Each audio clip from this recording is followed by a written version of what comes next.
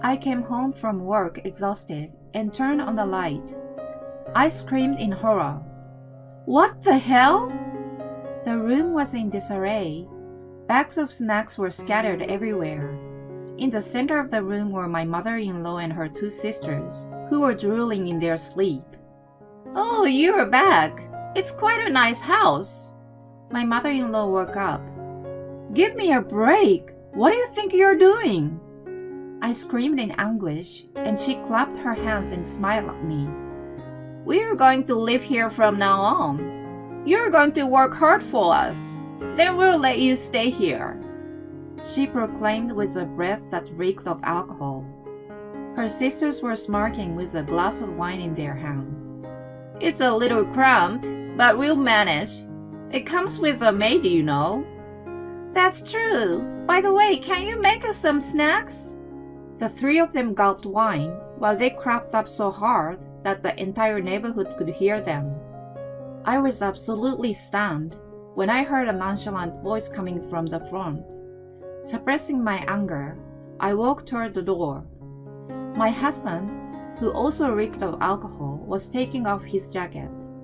He had told me he was going to a company function, but it made me angrier in the crazy situation. Honey, your mom is making a terrible joke that she and her sisters are going to live here. Do something. Oh yeah, I think I got a text about that from her. She said they were having a party tonight. Are they still drinking? I was taken aback by his indifferent attitude. Are you serious? What are we going to do about their living expenses and stuff? She said she would pay us rent. You just need to put in a little more effort on housework. Anyway, I'm a little hungry. So can you make me something quickly? He walked into the bedroom to change. I went back to the living room and saw the three of them once again sprawled out on the floor. They had such a dumb sleeping faces. I saw a wine bottle lying on the floor. I couldn't contain my anger and picked it up. I met my husband Peter through work. At the time, I was working in sales for a food company. He was one of my clients, and we often saw each other. Since we both liked to drink, we hit it off right away. The year after we met, we started going out. We went around places that served good drinks and sometimes made cocktails at home together. Although he was a little insensitive at times, I liked his cheerful and optimistic personality. 2 years later, we got married and bought a house near his mom, Betty. It was spacious for the price, bright, and in a safe neighborhood. We decided on it almost immediately, partly because he was close to his mom. That was the beginning of the mistake. I'm hungry, Dana. Hurry up with the food. Huh? Are you going to stay for dinner again? Watch your tongue. You're so sarcastic. Come on, start cooking. Soon after we moved into our new house, Betty began visiting us almost every day without notice. Because I had changed my work when I got married, I did have more time on my hands than before. I was planning to spend it studying for my certification exam. Betty didn't care about it and kept coming over as she wished. I couldn't neglect my mother-in-law, so I had no choice but to entertain her.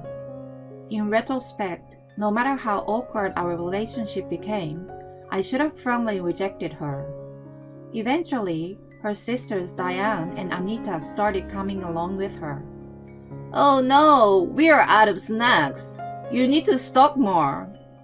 I will open the new tea box. The sisters were both divorced. If they behaved like that all the time, no wonder their husbands ran away. No matter how disagreeable they were still close relatives of Peter. I sucked it up and continued being treated as a maid for his sake.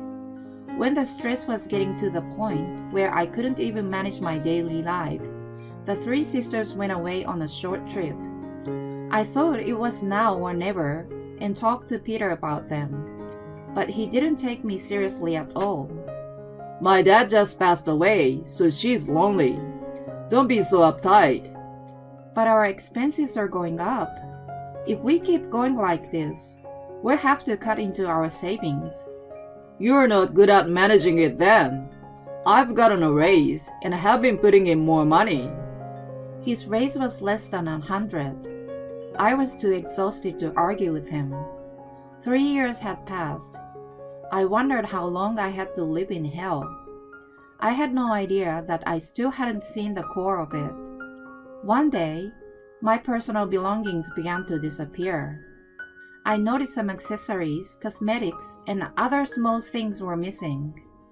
I knew that only Betty and her sisters would do such a thing, and started using a lockable drawer. I kept track of everything I didn't want to be taken. Oh my God! Why is the lock broken? The things I put inside were gone too. It was absolutely unacceptable behavior, and I questioned them. Of course, all 3 of them pretended to know nothing about it. Oh no, it must be a thief. That's scary. I knew it was dangerous to leave the house empty. Why don't we come over more often, Betty? Indeed. They spoke among themselves while watching TV and devouring snacks. The snacks and drinks spread out on the table were all prepared by me.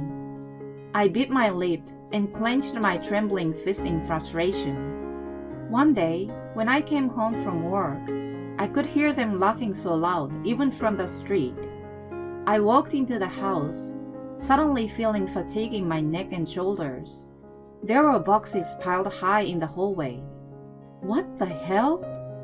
I walked toward the voices suspiciously and was met with an unbelievable sight. More boxes were placed throughout the living room. Looking inside one of them, they appeared to belong to the 3 sisters.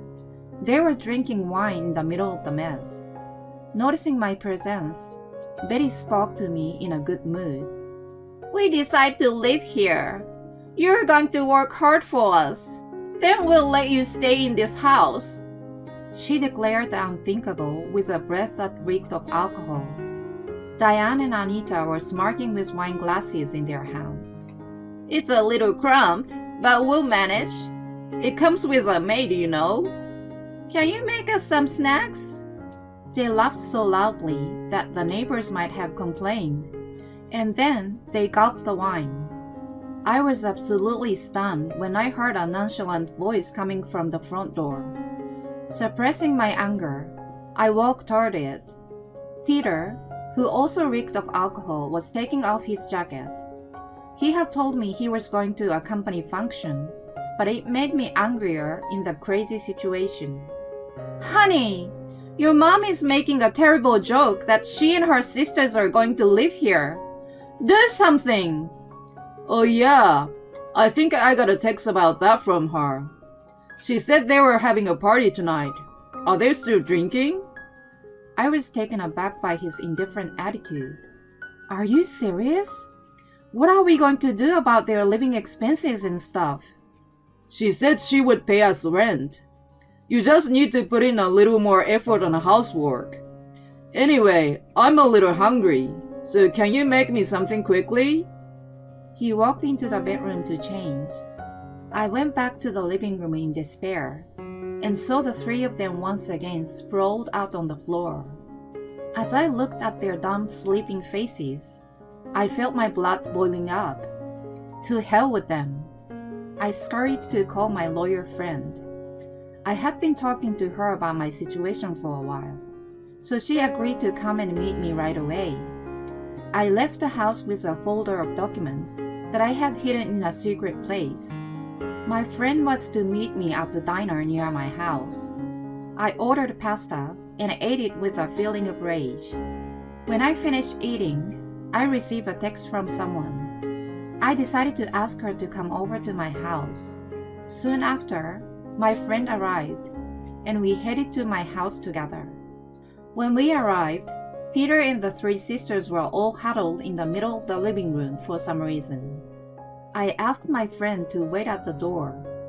I looked down at Peter and the others. You hit Peter, didn't you?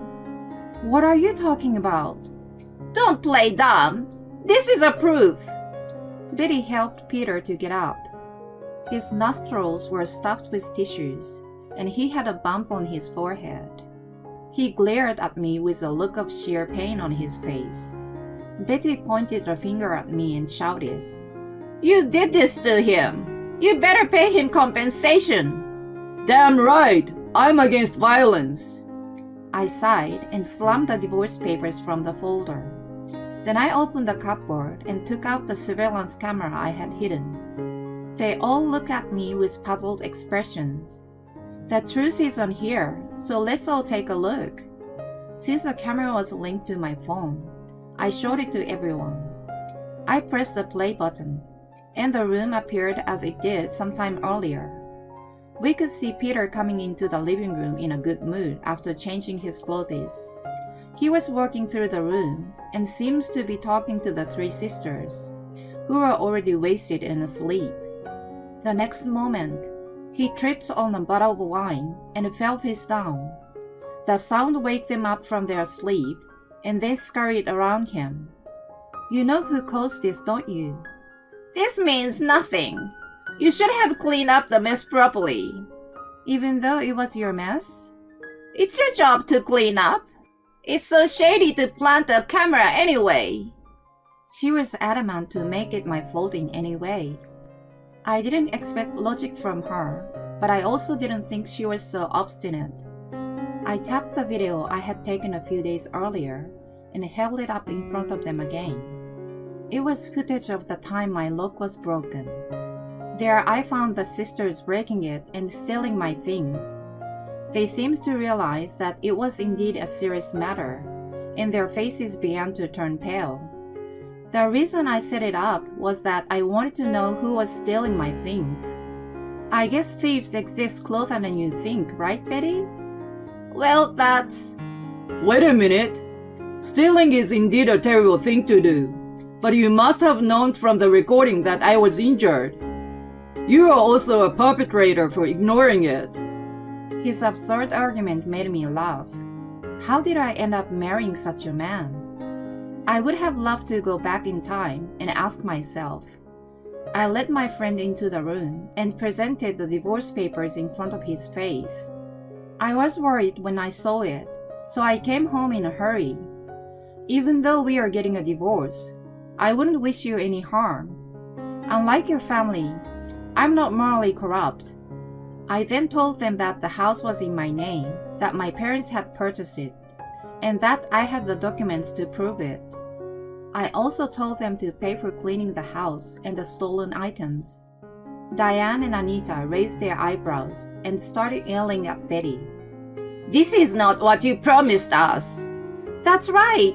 You said I would have an easier life here, so I already moved out of my apartment."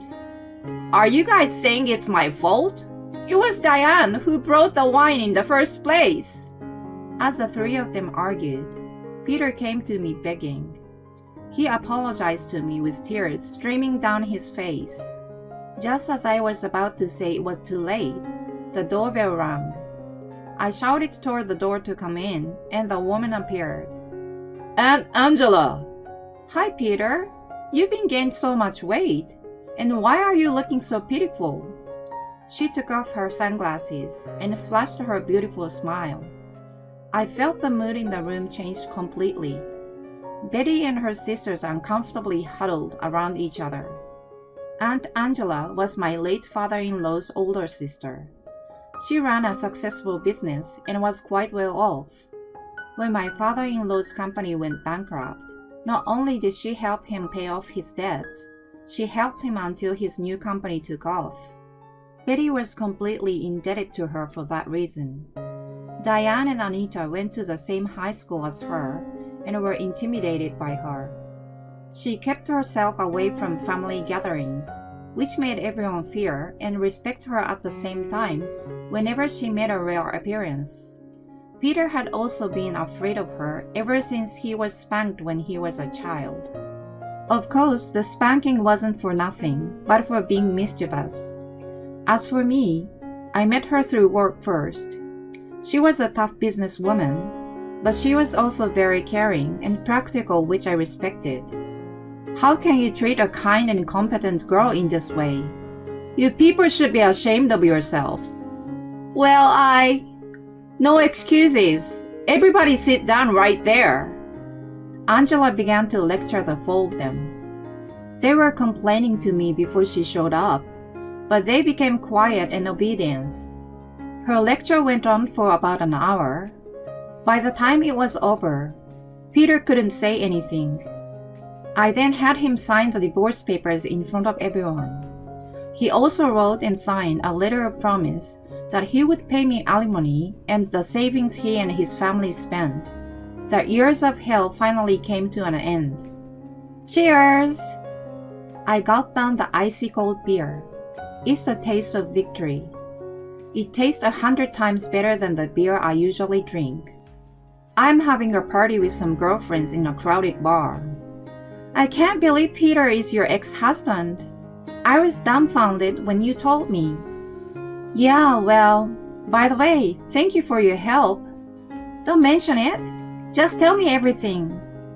After I filed for divorce, I immediately sold the house. When Betty and her sisters lost a place to live, they went to work for Angela in the warehouse. They are assigned to a particularly tough section and are struggling every day. Angela advanced the payment for the cleaning and the stolen items for them. They are forced to work hard until they pay her back. Peter's performance at work dropped dramatically and was demoted. One of my friends I'm having a drink with tonight is his colleague. She's also my classmate from high school. We bumped into each other at the station and talked for the first time in a while. When I told her about the divorce, she spread a rumor about him in the office. As a result, his credibility flew out the window. Even though the work environment was unpleasant for him, he thinks it's still better than working for Angela. He still goes to work every day.